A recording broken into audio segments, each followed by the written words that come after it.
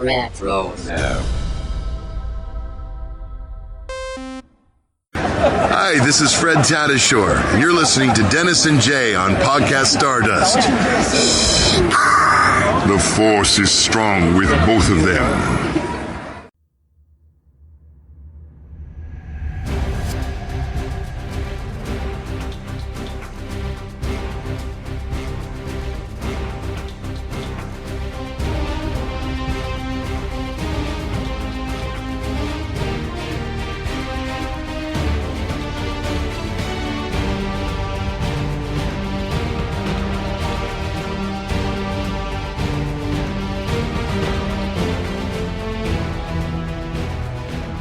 Welcome to Podcast Stardust. This is the fully armed and operational podcast dedicated to Star Wars news, reviews, and discussion. I'm Dennis Keithley.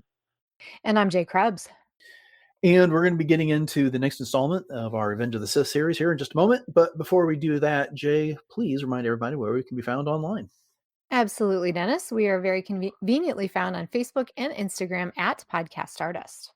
All right. That is the line. The signal's boosted to maximum output. The shield is down. We are now broadcasting to the galaxy. And we are kind of back on a regular recording schedule, so we were able to line up a guest, and we'll introduce him here in just a moment. But for those of you that are still kind of new to the podcast and you're wondering what we are doing with the episode titled Revenge of the Sith Part 11, every year we pick one of the movies that's celebrating an anniversary, typically that ends with a 5 or a 0, and we break it down into 10 to 15 minute segments, and then we spend about an hour talking about that segment. And it just gives us a way to dive into the details of the movie in a way that we otherwise wouldn't get to do. It really is a chance to focus on things that we would normally miss if we were just talking about the movie in one full swoop. So with that having been said, we are going to go ahead and dive into this segment. And now we are joined by Anthony King, your host from Force Ghost Conversations. How are you doing this evening, Anthony? Oh, it's a pleasure to be here. Thank you so much for the invite to chat about my favorite movie of all time, and arguably the most important part of this movie, which is, for 8 minutes roughly that we're here to chat about it. I mean, it's a pretty awesome action-packed 8 minutes. Well, good. Sounds like we asked you for just the right segment, and thanks for being back again on Podcast Stardust. It's always great to talk to you. Mm-hmm. My pleasure. Yeah, as an aside, this was a movie that was really, really hard to chop up compared to the other ones when I do these annual series, because typically you can find something right between 10 to 12 minutes that cuts off nicely. And that hasn't been the case, especially because the third act of this movie is just lots of action, lots of action, lots of action, and it doesn't divide up so neatly. So anyways, shortchanged you a couple minutes on one of these, but we'll have you back next year when we're discussing our next movie and give you a couple extra then. But before we get into the discussion of this segment, we have to ask the questions that we normally pose to our guests. And as usual, I let Jay lead that off. So Jay, go ahead. All right. So Anthony, our first question is, what was your first experience seeing Revenge of the Sith? So what do you remember about the experience itself? Any specific memories or anything going on at the time that you remember in your own life that you can relate it to?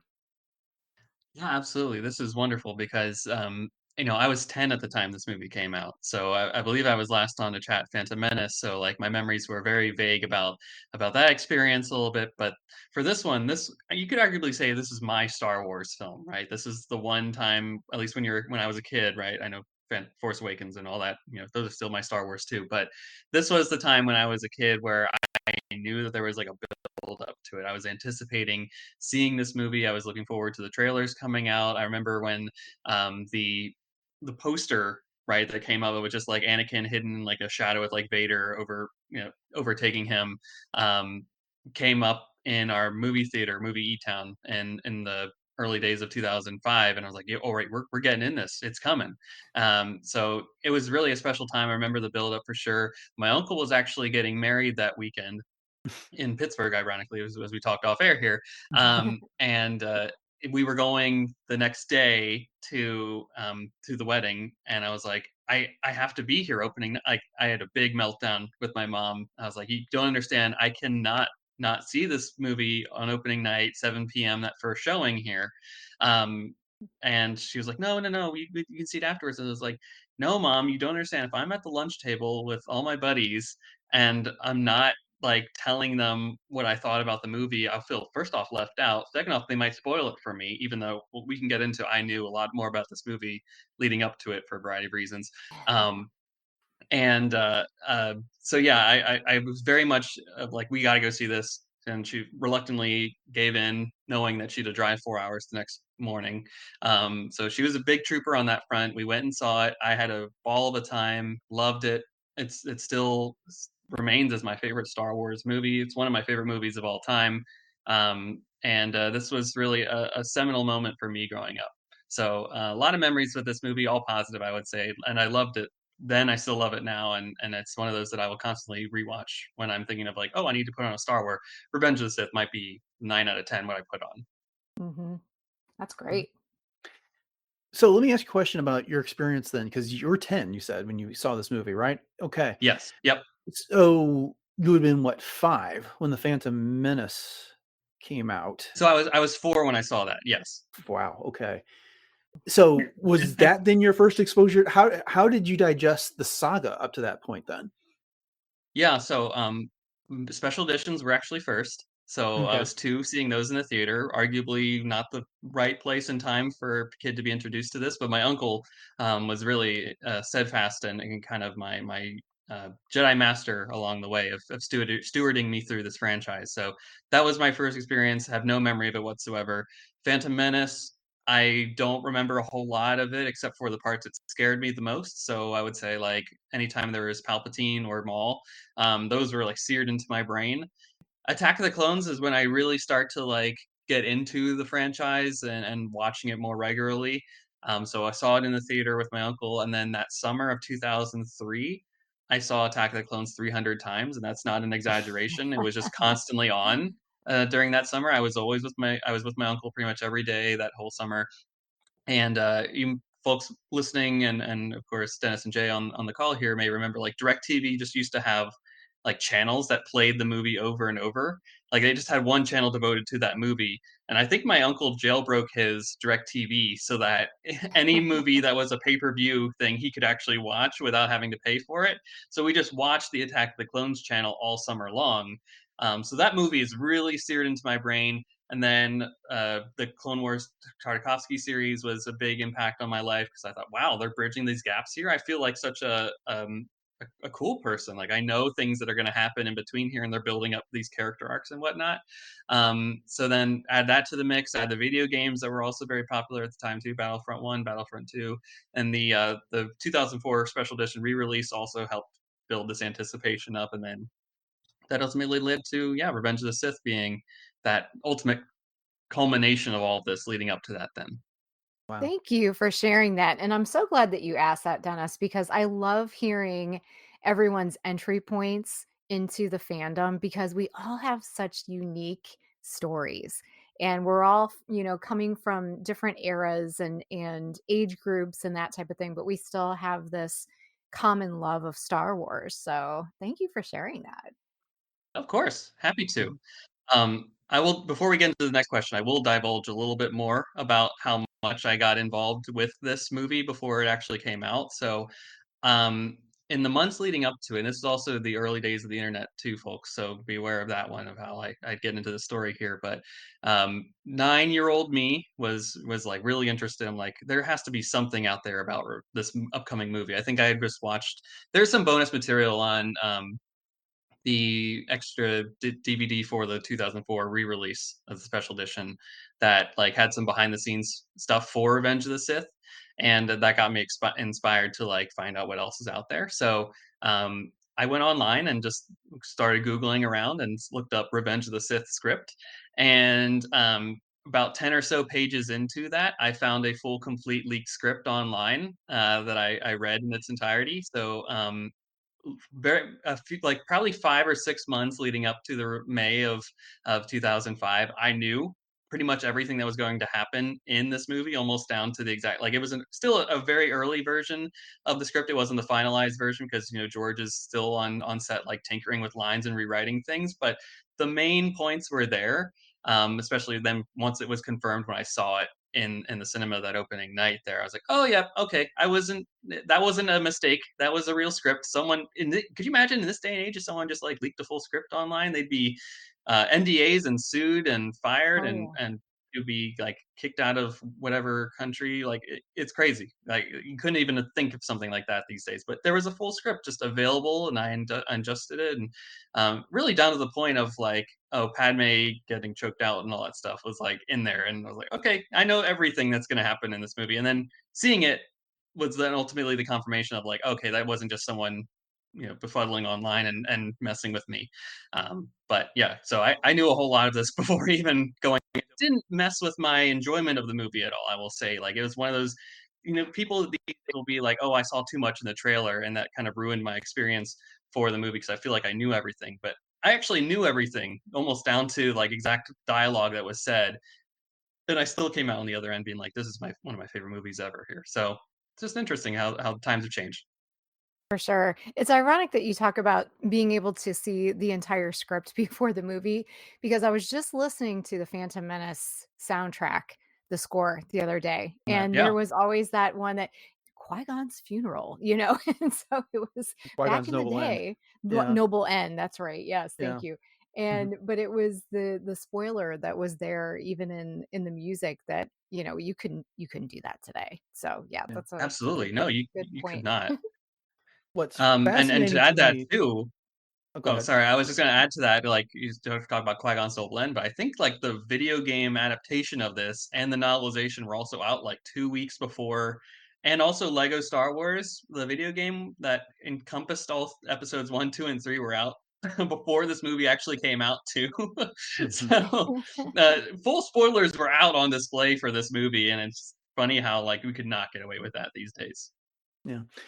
I was gonna say, what's fascinating to me about this is that your experience with Revenge of the Sith is in some ways parallel to my experience with Return of the Jedi. I was Yeah. just a little younger than you were at the time when Return of the Jedi came out. We didn't have the internet, so there was no looking up scripts, but it was the first movie that I followed the development of to the extent that you could follow it through newspapers and the like.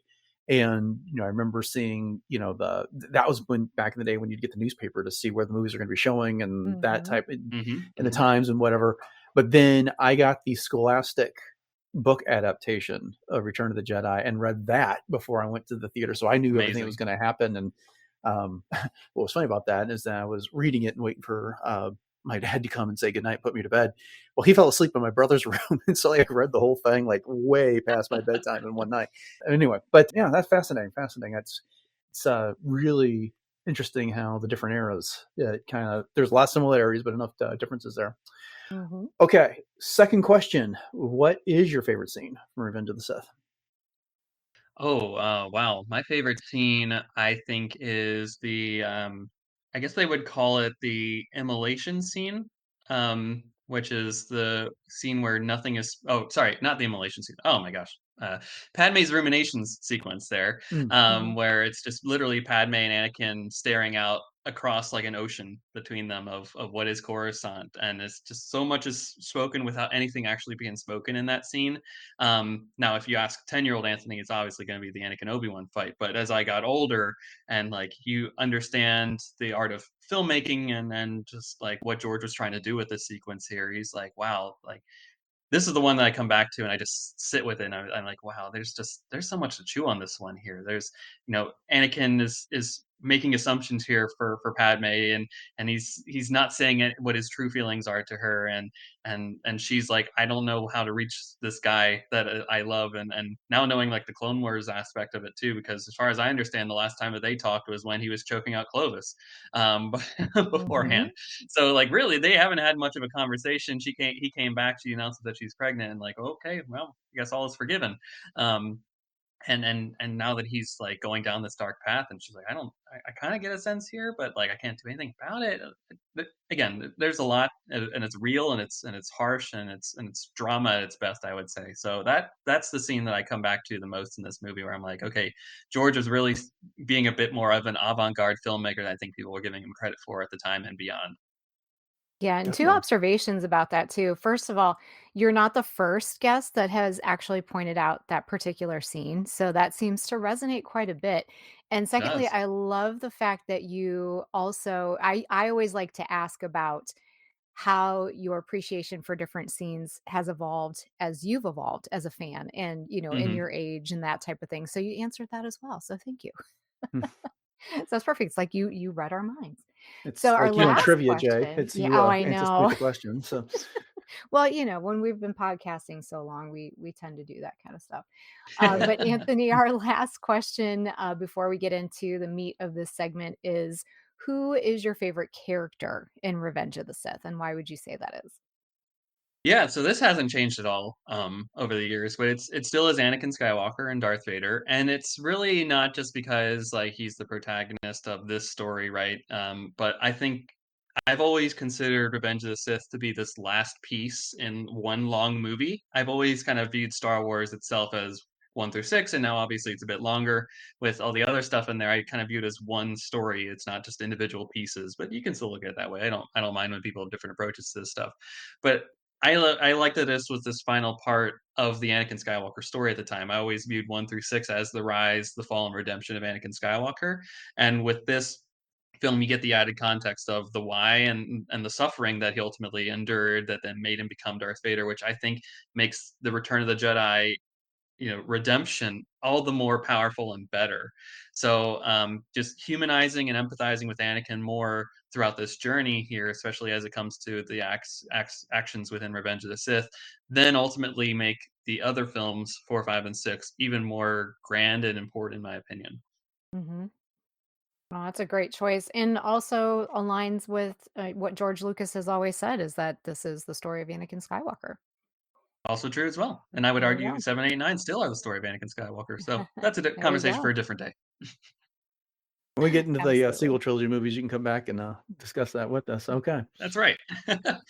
All right. So we're now going to get into this segment, and we're picking up at 1 hour, 54 minutes, and 21 seconds. And this is going to run to about 2 hour, 3 minute, and 30-second mark. And it picks up with the mid fight between Anakin and Obi-Wan. They are backing out onto some sort of a beam girder that's there on the station of Mustafar. And I love it. There's a little collection droid that's kind of going by his business. It takes a look at them, looks away, looks back, and then decides it wants nothing to do with it and flies off. They're both struggling to keep their balance while they keep up the fight. They're very, very determined. And then Obi-Wan jumps down to a lower level. And we get that very iconic shot at the end of this scene with the two of them engaged. They were each holding the other's saber arm, and as the lava explodes behind them there. So I don't know that there's necessarily a whole lot that's deep and meaningful to discuss here, but this is the first part of the duel between the two that you get to discuss, Anthony. So, what do you think? Where does this rank for you amongst all the various saber fights we get in Star Wars? Oh, I think it's top of all of them. Honestly, this is like the climax of Star Wars. If you look at through 1 through 6, right? This is the pivotal moment that then leads to the ultimate, origin, I guess, second origin, if you will, of Darth Vader here. So like him getting burnt in the fire and then experiencing that suffering that then Yoda talks about here, where uh, uh, you know that for the hate leads to anger, anger, all that suffering, right? That it's the end point here that you finally get. um so I like this sequence pretty well here too, because I know we're picking it up kind of at the towards the tail end of this fight here. This is where I like to think that, like, oh, they're getting tired here, right? Like you can tell like they're laboring a bit more. Being outside in the heat of Mustafar is starting to weigh on them a bit. The sweat is literally dripping down their faces and whatnot. Like these are two warriors in their prime right now, fighting for their belief system. They're fighting for everything that they think is right in this moment, and they're giving it their all. And I think it's powerful. It's poetic. It's drama. It's everything right there on display here. And yes, it does culminate with the trailer shot, as I like to call it, right? Because Mm-hmm. that's also seared in my mind from watching those trailers so many times, in the build up to the story that was then Revenge of the Sith.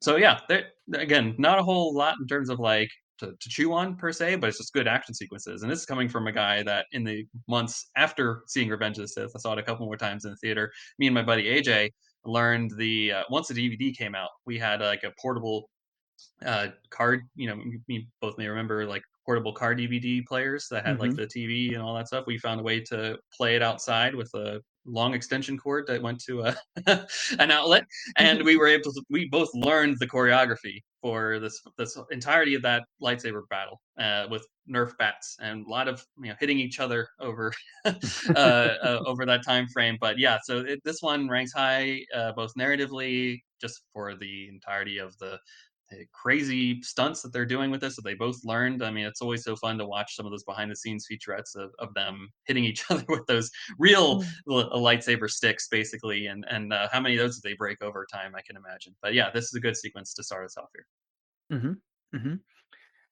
Then we get Yoda doing his best John McClane impression, crawling through the ducks, a la Die Hard. And he calls Bail Organa and says they need to have some careful timing there. And we cut to the Senate floor where the clone troopers are reporting that Yoda's body's not been found, and Mas Amedda responds, well, he's not dead. And Palpatine tells him to double your search. And then Captain Kagi is to prepare Palpatine's shuttle because he senses Lord Vader is in danger. Jay, what do you think about this bit here? I mean, you can talk about Yoda and his connecting with Bail if you want, but to me, the bigger issue here is Palpatine or Sidious, whichever you want to call him, sensing that Lord Vader's in danger and that something he has to go to him now on this. I got a thought on this, but what do you think about that? Well, I mean, it just goes to show how in tune Palpatine has always been to Anakin, and that he can sense what's going on even from that far away, and just how powerful Palpatine is as well. And I love the John McClane reference, can I just say, especially now that we're getting into the holiday season right now.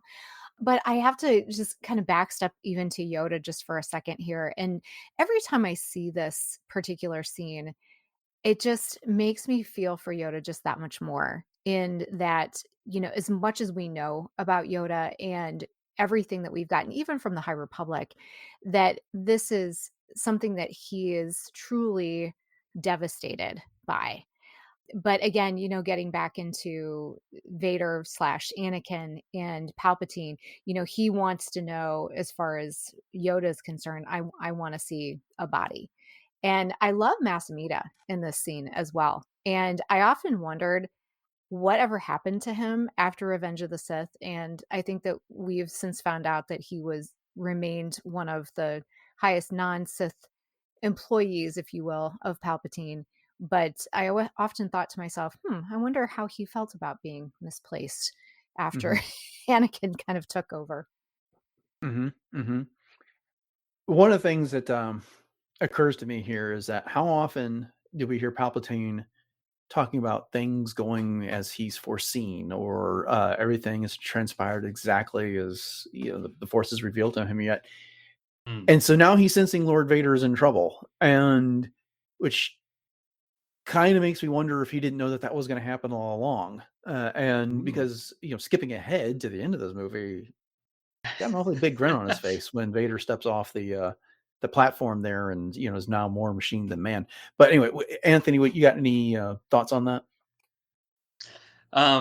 Yeah, so I've always thought of this as like being really interesting. I don't know if perhaps I always like it when Palpatine is kind of surprised, right? Where he's I don't know if it's whether it's because he knows that the plan is coming to action, he like surprises himself, or if he's really just like kind of making it up as he goes along the way sometimes too. I always think of like in the Phantom Menace where he's like, I will become Chancellor, and he kind of has that like look on his face where he's like, oh yeah, I guess this kind of worked out. I don't know if it's really played out the way I intended to and whatnot, but he kind of fails upward in some ways, right? He always takes advantage of a situation, right? So I think in his mind, right, I think he knows that Vader is in danger, right? And he senses it, arguably. I mean, you have to go based off of what is happening on screen, right? Because it's always the question of what point in the duel was like he concerned about him?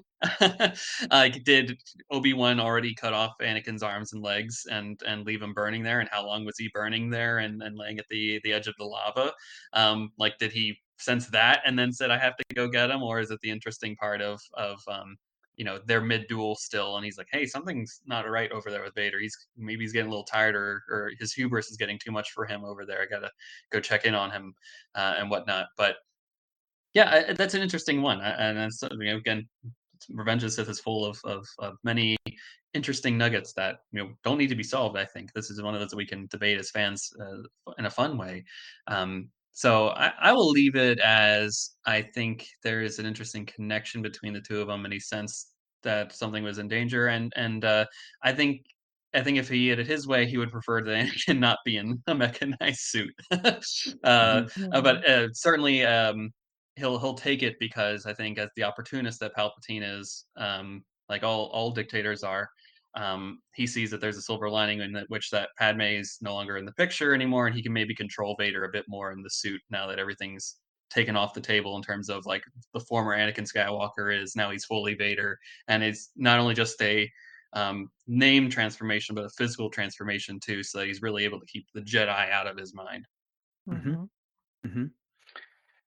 So we go back to Mustafar, and Anakin and Obi-Wan are still at it. They are now, I don't even know what to call all these parts of the structure, but they are outside from, as we saw in the previous time, and they are creeping across to that sail part of the structure. And as they do that, the lava flares up and splashes across the top of the support beam, which causes it to start melting. They both take shelter, and they watch as the lava rains down around them, and they avoid all of it. And then as it falls off into the lava flow, they start climbing up into that. This fight is just wild. And I know that George Lucas brought Steven Spielberg in to put this whole thing together.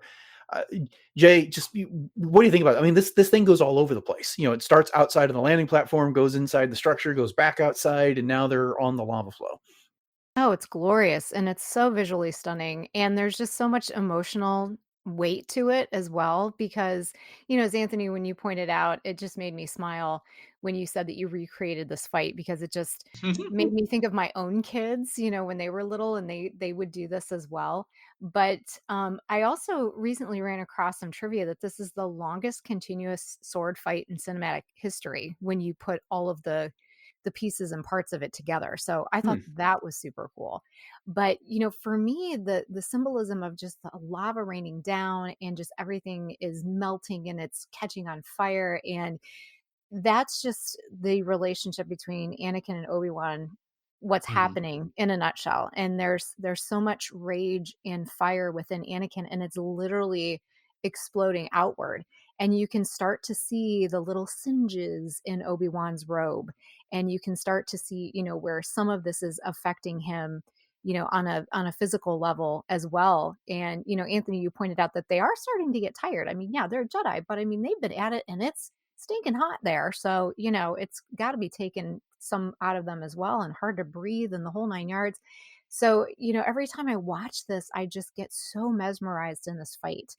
And, the lightsabers themselves just being juxtaposed in color on the red, you've got the blue on the red, and it's just, oh, it's beautiful. It's so beautiful. Mm-hmm. Mm-hmm. Any thoughts, Anthony? Just yes, and Jay put it very eloquently there. The last thing that I will note here is if anyone got a chance to watch the new season of Light and Magic, they actually go into Revenge of the Sith a bit about the making of the film, and you would think that um, generally this movie has a ton of blue and green screen, mostly digital, etc. But this lava sequence from that documentary I learned is actually pretty practical in terms of the props department was creating the lava for them, and Hmm. that's pretty neat detail that after all these years I had no idea about. I thought that was just like ILM just creating it with a digital computer, and I thought, well, okay, it looks pretty good. But this is kind of one of those hybrid effects where it is a bit of them finding out how to actually create molten lava and then interposing that with the digital backgrounds of this scene. So this is cinema, and it's a great way to showcase how the art form has come since the Phantom Menace, and even since Attack of the Clones too, which is more digital than probably this movie is itself. But yeah, it's really cool to see all this come together here in this finale. Mm-hmm. Yes. And Dennis and I are very big fans of that series as well. Indeed, we are. So indulge me for just a second here. One of the things that occurred to me in a way it had not occurred to me on prior viewings when I was making my notes for this for today, and that's the benefit of only talking about 10 minutes of the movie at a time, is that this part of the duel is the descent into hell for these two characters. Yeah. And Anakin doesn't come back from it. Obi-Wan does, but they're both changed forever for this. And I think you could argue that they were getting there. You know, they go into the structure and then they come out the structure and then they're walking across that balance beam and then they jump down. But it's when that lava severs the sail off of it and that plunges into the lava flow that you can call it crossing the river Styx if you want to get into mythology, whatever the situation is. But they've gone into a cave. They're now in this descent. Anakin, like I said, he doesn't recover. I mean, this forever changes. This is a baptism by fire that he's going through. Obi-Wan is also forever changed for the experience. And we'll see that especially in the original trilogy movies that occur after this.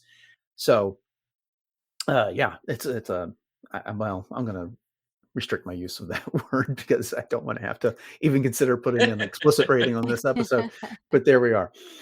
Well, Mustafar is kind of the symbolic unconscious of Anakin too. I mean, you know me, Dennis and Anthony, I'm so into the psych aspect of a lot of these things. So, I mean, the eruptions themselves are just the emotional impulses erupting from Anakin's unconscious. The clash of the fire and machinery is his instinct versus his control. I mean, it's basically Anakin's inner world made outward in this way. And Obi-Wan is succumbing to it in some ways at this point. And that's, like I said, with his robe starting to show that little bit of singe is just, yeah, I could go on and on, but I digress. Well, we got lots more of this duel to talk about, so we'll Yes, have we more do. opportunities to expound on that idea here. But back to Yoda, he finally finds his hatch, activates. Why is that word so hard to say? He activates his beacon, and then Bale shows up and he jumps into his little hover car.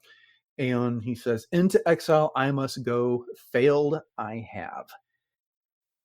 What do you think about that sentiment, Anthony? That he's failed in his task at defeating Sidious, and as a result, he's got to go into exile.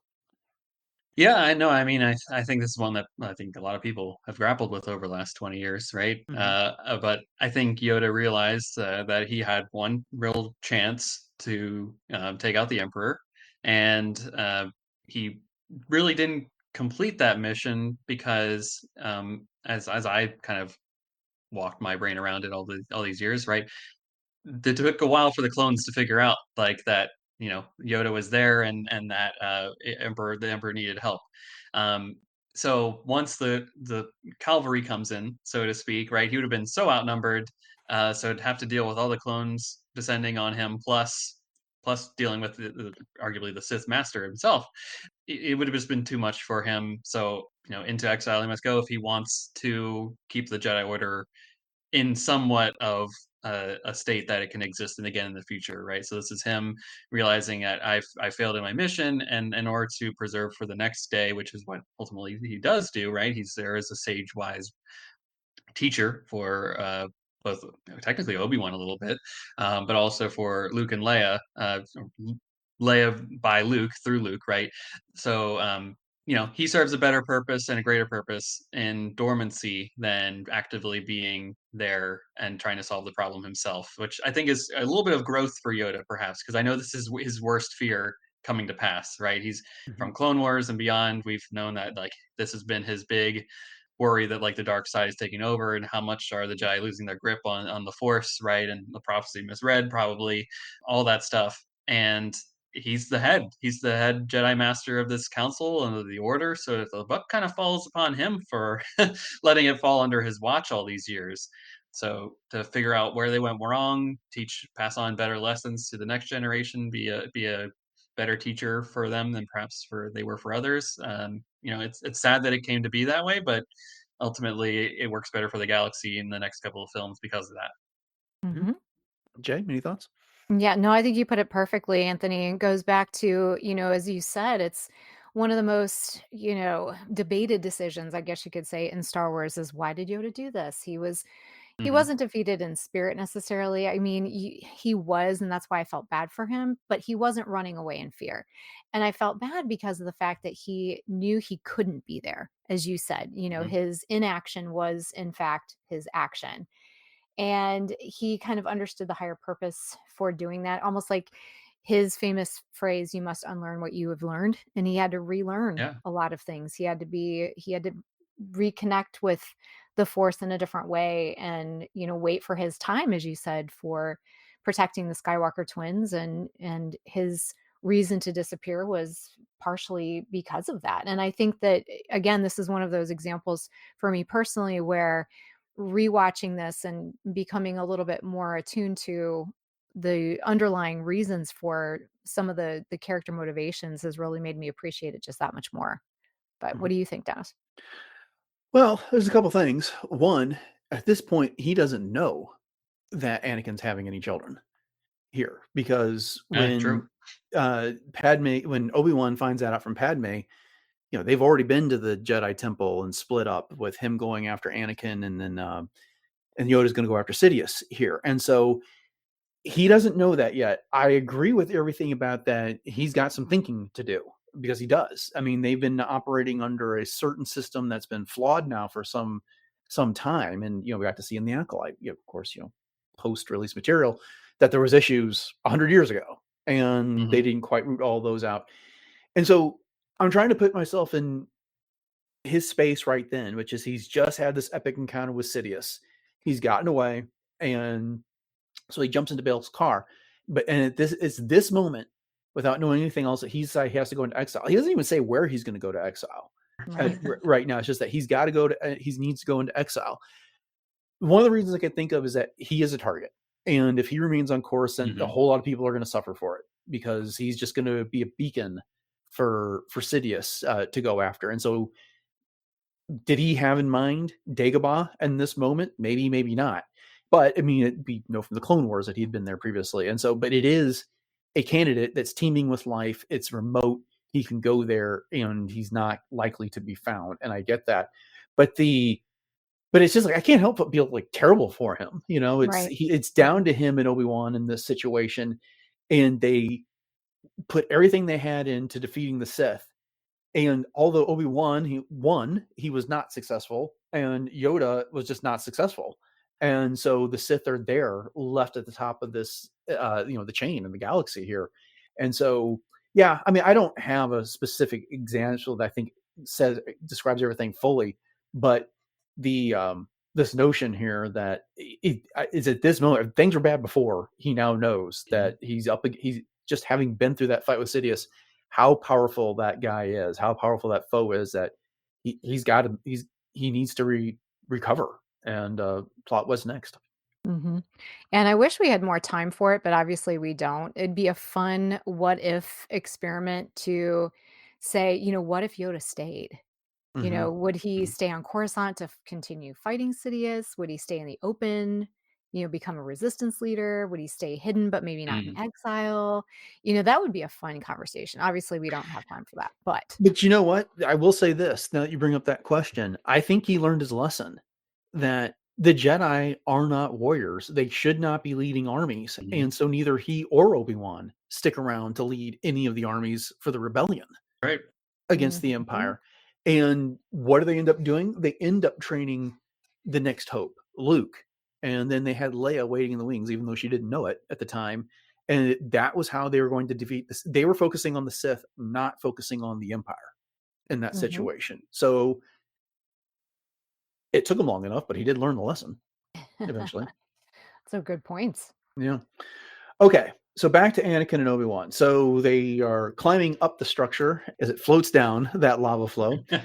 And as they approach a lava fall, Obi-Wan grabs onto a cable and swings out. Anakin does the same thing. They get a little Tarzan pass with a clash of sabers. And then Obi-Wan spots a lava platform, or retrieval platform, and he jumps off onto that as the structure starts to go over the edge. And then Anakin does a force leap, just as he was getting ready to perish and go over himself, and lands on a poor droid who has no idea what's going on. And then the saber fight continues, which is all good and well. But I think the dialogue that comes after is the key part of this scene, where Obi-Wan says, "I failed you, Anakin, I failed you." And then Anakin's response is, "I should have known the Jedi were planning to take over."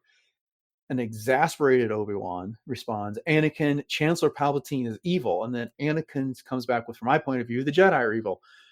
And Ewan McGregor's deliver of this line, "Well, then you are lost," is spot on perfect. Oh, And yeah. then Anakin says, "Well, this is the end for you, my master." And then Anakin jumps onto Obi-Wan's platform, really loses balance, but recovers. Okay, but I want to focus on that dialogue here for a moment. Is this a legitimate difference in point of view, Anthony, or is this Anakin really desperately grabbing on to a new worldview, because what choice does he have in this position? That's a good point, and I feel like both can be true, right? I definitely more lean to the side of Anakin believes in what he's doing here, and I think he is right. Like from his point of view, the Jedi are evil, right? That's true. Mhm. And then Obi-Wan definitely believes that Chancellor Palpatine is evil as the Sith Lord, right? So I think that can be true, and I think that also just thereby by Anakin's choice of like, I pledge myself to your teachings, I need you in order to help save Padme. You could argue that he's also siding on the side that he chose for that reason and kind of being a really loyal person. But he's loyal to Palpatine long before this time, and I think his Clone Wars has helped to exacerbate the problems of the Jedi and his struggles with the Order. And he's frankly had struggles with the Order all the way back to the Phantom Menace, right? With not being able to like see his mom and whatnot, and just the way that they kind of treated him as a kind of outsider, so to speak, for many of his early years and beyond. So seeing just the general corruption there, knowing that there were things that maybe the Jedi weren't teaching him, that dangling thread there, right? So he's seen arguably they were enacting a coup, right, of an elected leader that didn't really have a chance to step down. So both, I think both are true. It's tough because it's the hypocrisy of it all, but that is arguably the the the downside of studying this the saga, right, is the fact that Mhm. multiple truths can exist at the same time, and Mhm. that's the tragedy of Anakin Skywalker, right? I think that's why he's so relatable to a lot of people, right? Is because we do things out of noble gestures. We have a sense of justice. I think he has a sense of justice too, and he sees injustices and he wants to stand up against it. But also, who are you defending when you just stand up against those injustices, right? We all would normally side that the Jedi are better, but we also have seen the instances where they arguably are not in the right with things that they've done, whether it be through the Acolyte or Phantom Menace and beyond. Um, so it's tough because that's the grand nature of things, right? When you exist outside of the original trilogy, where things are very much black and white, the Empire bad, Jedi good kind of mentality, right? The prequels introduce what if maybe what you thought wasn't actually true, and this is actually what happened, and all that stuff, and it introduces a bit more of complexity into the nature here. So it's why both cases are true, and why it's a tough, tragic argument to see basically two brothers, and we can talk into why I say brothers in a little bit here. But you know, it's sad to see this. This is what it's come to after what 12 years of a relationship between these two. Where they've spent most of their days together. It's really sad. Jay, what are your thoughts? Yeah, I mean, to springboard off of what you just said, Anthony, I mean, Dennis, you and I have talked about this before in terms of people that truly have a belief in what they're doing is the correct thing. We sometimes label that as evil, and what could be quote unquote evil to someone else may be the right thing to do to someone different, and of course you could Hmm. bring up Thanos from Marvel. But I mean, for when you look at Anakin in this moment, he's speaking from a different mind. He has completely disassociated from who he was as Anakin Skywalker. So I Mm. do think that he does believe that the Jedi are evil. So when Obi-Wan says, then you are lost, he doesn't believe that. His inner compass has completely swung in the opposite direction. And he is not trusting anyone in this moment except for Palpatine. And a lot of that is because Obi-Wan showed up the way that he did. And, so there's just so much to what's happening in this moment that, and Anakin has always justified things from a very protective, almost delusionary state. I had to kill them. I am doing the right thing. They deserved it. I'm saving Padme. I'm creating peace. These are all kind of his little defense mechanisms. So yeah, I totally believe that Anakin believed that he was, saying when the Jedi are evil. He believed it 100%. I don't think he did. That's just my, okay. I mean, you both make a compelling case, but I'm looking back on the movie and let's look at his fall for a second. He's in Palpatine's office and he has that epiphany that Palpatine's the Sith Lord they've been looking for. And what does he do? He pulls out his lightsaber and he holds it up to him. And then when Palpatine says, "Are you going to kill me?" and he says, "I sure would like to," and excellent delivery by Hayden Christensen. Oh yeah. And then he runs off and he tells the Jedi. He tells Mace Windu that I think he's the Sith Lord we've been looking for. And he wants to go and help and take Palpatine in. But he's sent to the Jedi Council room to wait. But he can't do it. So he goes to Palpatine, not because he thinks the Jedi are evil and not because he's afraid of necessarily Palpatine being arrested and tried. It's that he might get killed. And he needs Palpatine alive so he can save Padme. Yeah. And his objection to Mace Windu killing Palpatine, again, had nothing to do with the Jedi being evil. It was his plea was, you can't kill him. He basically says that that's the responsibility of the Senate. That's the responsibility of the courts. And then I need him. And that's when he takes off Mace's hand in this. Mm-hmm. Furthermore, he gets sent to the Jedi Temple to wipe all the Jedi out, not just the Council, not just the Masters. Now I'm repeating the Attack of the Clones, but the women and children too. No, but but he does take out the children. He walks into the council room where the younglings are hiding that are not in on this plot, and he slaughters them in this situation. And he buys into this plot of evil. Now, he does have Palpatine whispering in his ear this entire movie, planting these ideas. The Jedi don't trust me. They've asked you to do something that's dishonest. But he does not, and he doesn't have the advantage of being in the council meeting when a lot of these things are decided here. But then even on the platform when he's talking to Padme, he's telling her, "I'm more powerful than the Emperor. I can overthrow him and we can make the galaxy as we want it to be." It's not that he wanted to, it's not that he believed in Palpatine's crusade against the Jedi. It was all in this part. He's caught up in the dark side. He is flailing about in the dark side. And even look at the way he's talking to Obi-Wan here. It's like the dark side's flowing through him. And he's just, when he was fighting, he was in his element. And you could almost see the calm in him. It's when he had to stop and talk that the anger and everything just came bubbling him out, banging out of him. So at any rate, having said all that, I don't doubt that there's some part of him that wants to believe that the Jedi are evil, because it justifies everything he's done. When he's crying on the platform after he slaughtered the Separatist leadership, he recognizes that he's fallen, that he's not the person he was, that he's lost himself in this situation. And now here he is, to me, it's a desperate justification of everything that he's done. He may have had the best intentions to save Padme, but here he is arguing with Obi-Wan, because what else is there to say in this situation? Anyway, that's my thought. Yeah. And I think, that's where the disassociation comes in that he's intellectually, he believes the Sith rhetoric, but emotionally, yes, he is still in agony for sure. But in this moment, he believes it intellectually. So too, it's not like Obi-Wan is like also welcoming him back with kind arms and welcome arms too. He's not like, "Come back, Anakin. It'd be great to have you.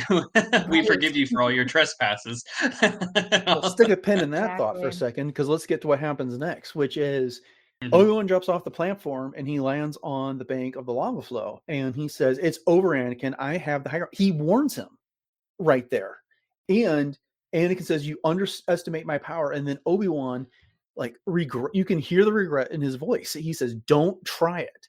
He's warning Anakin here that, Obi-Wan does not want to do what has to be done in this situation. And you know, he's already extended the olive branch by saying, "I failed you, Anakin." You know, that is, you know, what's happened to you. You know, something's happened to you. It's bad, and I failed you. It's what's led to this. And then Anakin tries. He goes for it. He jumps over he jumps over Obi-Wan, and Obi-Wan slices off an arm and two legs. Anakin shovels down the shore to the edge of the lava, and then another great delivery by Ewan McGregor. You know, you were the chosen one. It was said you would destroy the Sith, not join them, bring balance to the Force, not leave it in darkness. And he picks up Anakin's lightsaber, and then Anakin screams, "I hate you." And then Obi-Wan's response is, "You were my brother, Anakin. I loved you." And then that's when Anakin has his immolation scene. He catches on fire, and Obi-Wan turns away and leaves. So, you know, so yeah, he may not be welcoming Anakin back here, but there is a whole lot of regret. There is a whole lot of reluctance on Obi-Wan's part, and that is his last attempt to reach out to Anakin. He's got him cornered, or so he thinks, but Anakin doesn't do the rational thing. What do you think, Anthony?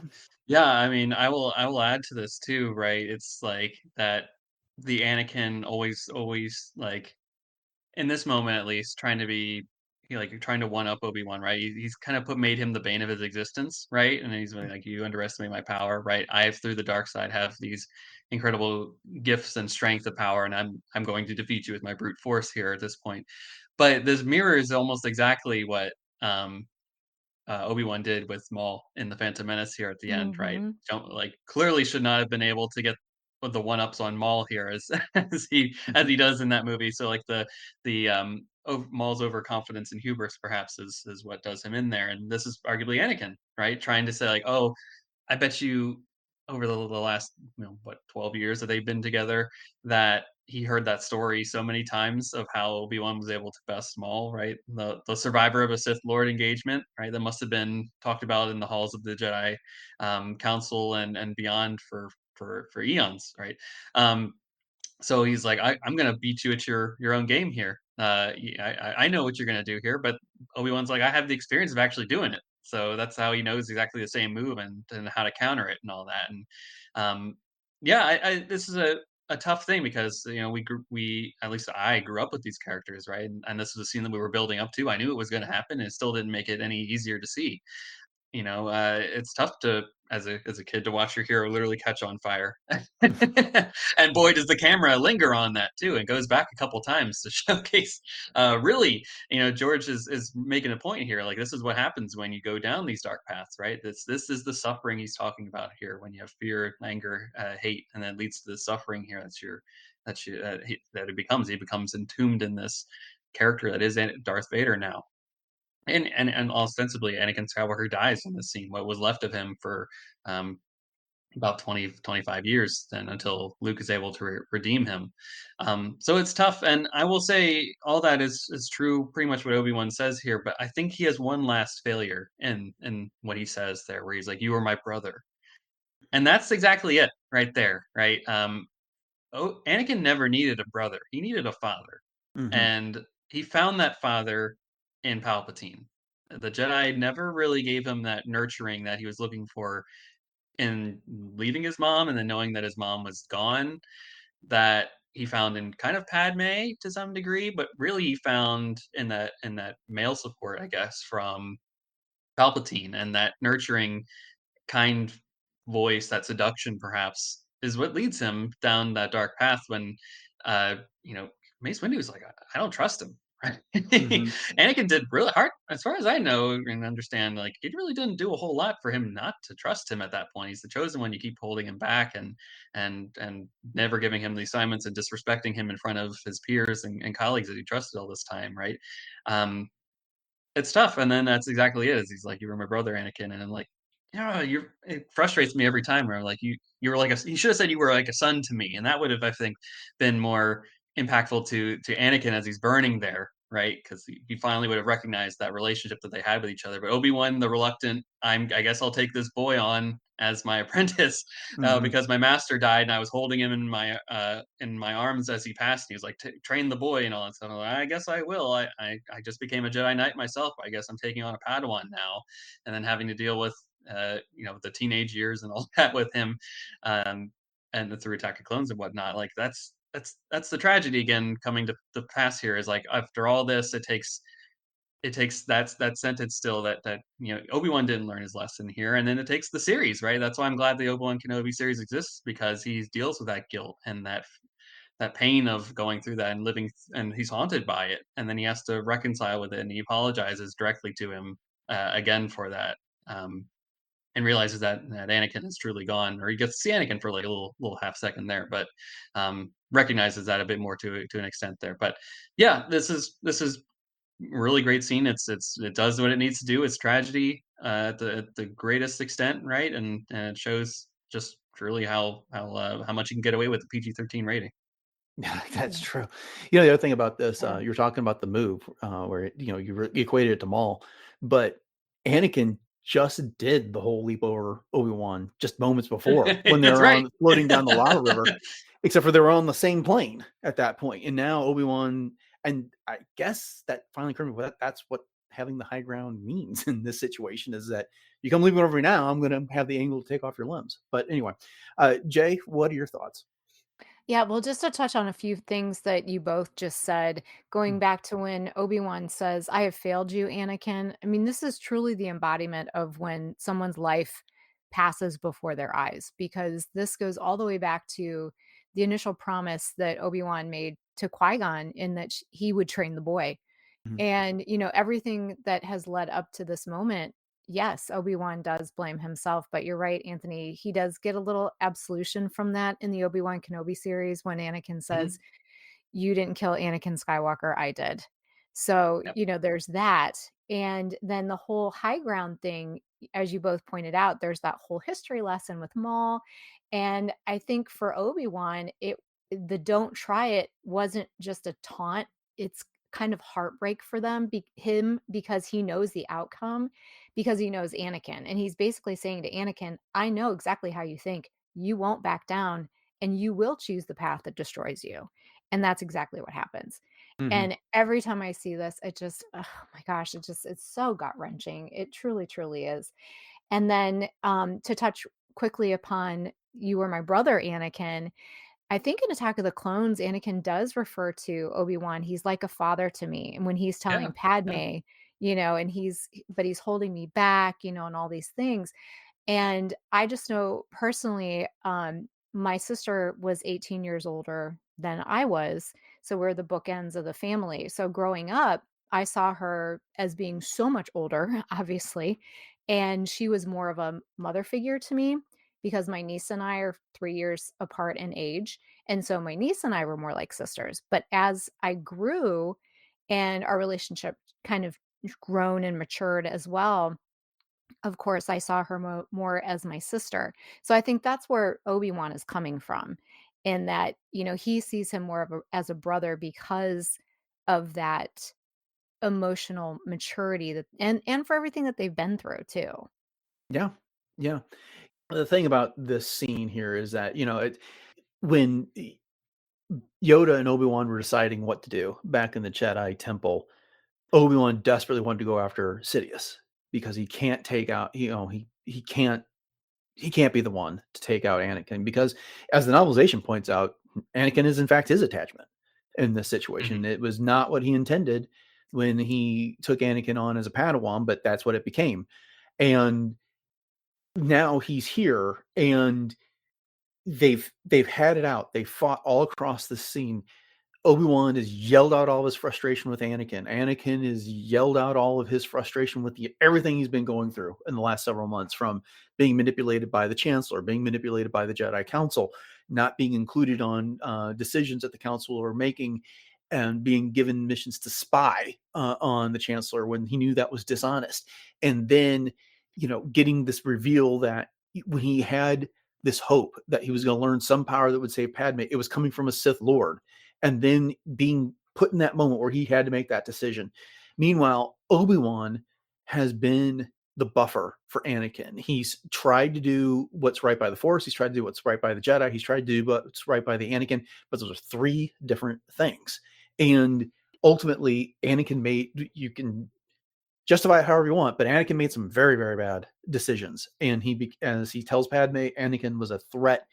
This is what had to be done. He did not want to do it.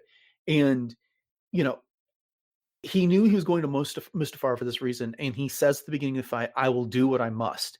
And Anakin tells him, you're going to try. But what would Obi-Wan have given to just keep pushing this moment off and pushing it off and pushing it off? But Anakin forced the issue when he jumped over him.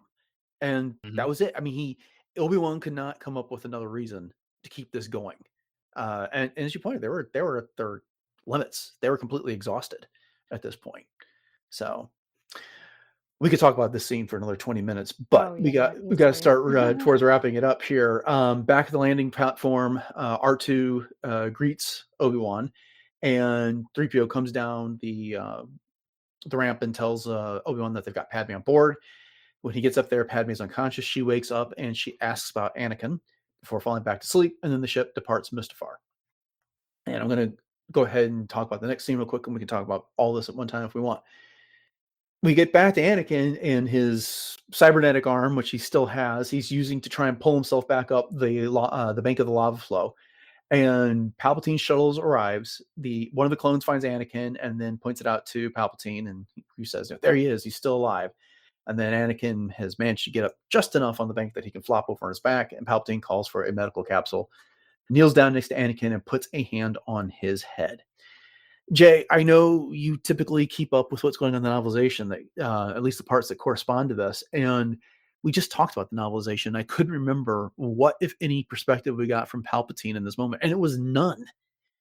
And I was really disappointed by that, because I really wanted to know what Palpatine was thinking in this moment, because, like I said just a moment ago, for a guy who routinely looks into the future and says everything's developing the way he foresaw, and then the way he reacts to Vader getting off the table later, it's just, I couldn't help but wonder if it's like, yes, I've got him where I want him in that moment, or what he was thinking in this situation.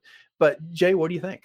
Yeah, you're right. It would have been nice to be able to get a little bit more of Palpatine's inner monologue in this particular instance, because I think, Anthony, earlier you had talked about that I think he would have definitely wanted Anakin to be whole, and he definitely got a altered version of him, because as we know, if he's more machine than man, he's probably not channeling the Force in the same way that he would have had he been the chosen one and been whole. And so I think maybe part of that, to answer your question, Dennis, is that maybe there was a part of Palpatine that, again, looking forward to that scene when Vader gets off the table, that he's a little bit, happy that he's able to keep him a little bit more subdued, because he knows how powerful Anakin is. And even though it is the way of the Sith that he would eventually be overthrown in the rule of two, nobody wants to meet their demise that quickly. Sure. So yeah, so I definitely would like to get a little bit more of that inner monologue, for sure. And we missed it. Well, and looking back to earlier part of this movie, when at the beginning of the confrontation between Yoda and Sidious just boasts to Yoda that Lord Vader is going to become more powerful than either one of us in this situation. And I think, Palpatine was devoted to the rule of two at that time. Sequel trilogy, not so much. But then, and the point is that I picked the perfect apprentice. He is going to be more powerful than me, and the Sith are going to reign forever in this situation. But he kind of gets a reprieve here once Anakin gets put in the suit. This is somebody he can control for a while. And so, to your point, Jay, his time as the Sith Lord has probably just been extended. And in a way, that's kind of a gift to him. But Anthony, we talked a lot. What thoughts do you have? It's like a second unlimited power moment, right? He realizes that he's yeah. accomplished all of his goals, right? He's now basking in the glory of what is his empire now. He's the plans that they had set long before with Plagueis and Maul and whatnot have over 20 years have now finally come to pass, and he gets to bask in this wonderful bit of peace that he has established for the galaxy. I guess still a galaxy tremendously at war, but at least in his mind, he's accomplished all of his goals and just gets to dive into further Sith relics and weird stuff about necromancy and whatnot. That's for a different conversation.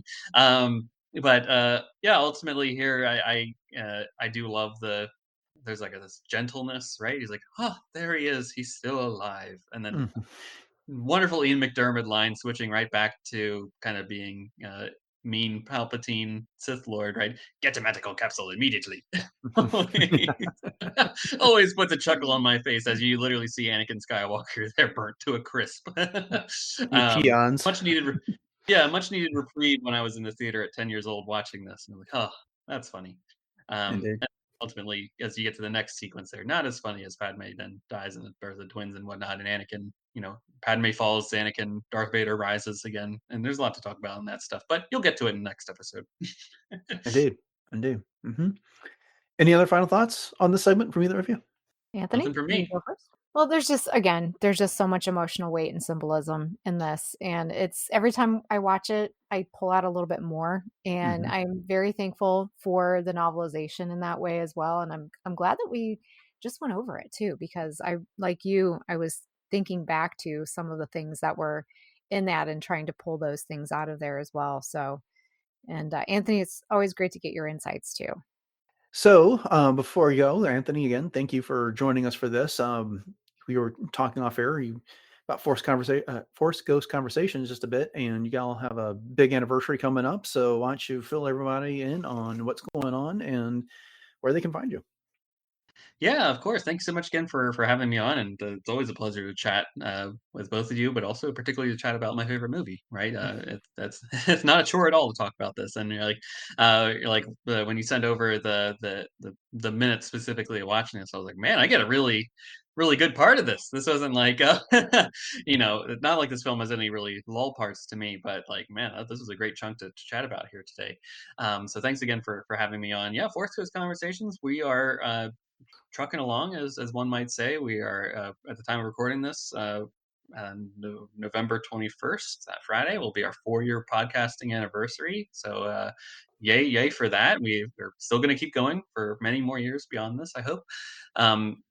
So yeah, we're available. It's a cozy podcast for all things Star Wars and Lucasfilm adjacent things. So we'll talk about Star Wars, Indiana Jones, Willow, whatever, frankly, I want to talk about that kind of I fit into the Lucasfilm narrative. There's a lot of stuff in ILM that they touch upon that I kind of make fit into the puzzle of things to talk about in the show. But we've had a lot of fun conversations of late over there. And you can find us, of course, on any of the podcasting sites, Spotify, Apple Podcast, wherever, I don't even know anymore. Amazon Music. There's podcast places all over, and you can find us there. Just search for Force Ghost Conversations. We're also on pretty much every social media site too, whether it be X, Instagram, YouTube, TikTok, Instagram, Threads, Blue Sky. Just search for the podcast name Force Ghost Conversations, and we'll be there, and we'd love to continue the conversation. Perfect. Well, once again, thanks so much for joining us. Okay. Well, there you have it. That was part 11 of Revenge of the Sith. Thanks again to Anthony from Force Ghost Conversations for joining us. And another fun discussion, Jay. Every time there's something that happens in the conversation and we go someplace that I was not anticipating when I first started putting together my notes for this conversation. Oh, yeah. And it's so sensational being able to get the perspective and insights of our guests. It never gets old for sure. And I can't believe we're almost to the end of this movie. I mean, this year has gone by so fast, it seems like. Yeah. And we're going to have to figure out when we're going to do that, because December is a very busy month for us as we're wrapping up the year and doing all kinds of stuff. Yes.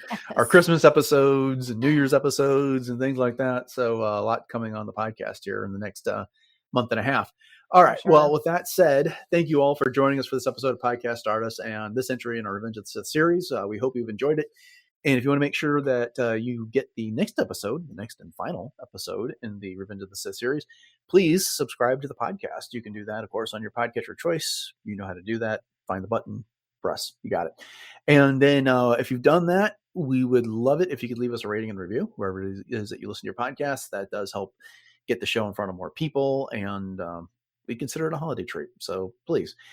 And if you want to catch more Podcast Stardust beyond the 100 or 200 episodes you're likely to find in your podcatcher choice, head over to retrozap.com. It's the home of the RetroZap Podcast Network and all previous 966 shows. And all the other movies we've done like this, whether it's Empire Strikes Back Rogue One, Phantom Menace, Attack of the Clones, Return of the Jedi.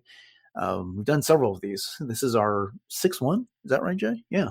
That sounds right. Yeah. Yeah. So we're getting there. We don't have that many left to go until they start releasing new movies next year. Wow. We're at that point. We're never going to catch up. But, okay. Enough of that aside. Jay, you want to go ahead and remind everybody where we can found on social media again and elsewhere on the internet? Sure thing. So if you want to keep the conversation going and connect with us online, you can do so on Facebook and Instagram at Podcast Stardust. And you can also find us on YouTube and YouTube Music, which do support ratings and reviews and also interactions. So please let us know your insights as well to this installment of Revenge of the Sith or anything else that's on your mind. And we also maintain some Pinterest boards. So if you're in need of some ideas for everything Star Wars, you can head over there. And if you have any questions for us or other comments, you can always send us an email, podcaststardust@gmail.com. And we are looking for listener questions. When we have enough, we will put them together in a listener question episode. And if you are in need of some new Podcast Stardust swag, you can head over to TeePublic, and the link to that is in our show notes. And I was actually just on our TeePublic site not too long ago, and they've taken away some of the options. Like there's no more tote bags or wall hangings, which kind of bummed me out. So it's mainly apparel, but you can get 7 different show logos and change it up. So there you go. TeePublic denying people the opportunity to adorn their house with our logo. What is this world coming to? Right. All And no right. more baby onesies either, which bummed me out. You do like ending the pitch for our apparel with that too. So we're from 1 to 92, right? Just like the Christmas song says. Okay. Well, upcoming on the show on Friday, we're going to be getting into the week's Star Wars news, and then on Monday we are resuming our coverage of Volume 3 of Star Wars Visions. So, thanks for listening to episode 967 of Podcast Stardust, everyone. Have a great rest of your week, and until next time, may the Force be with you.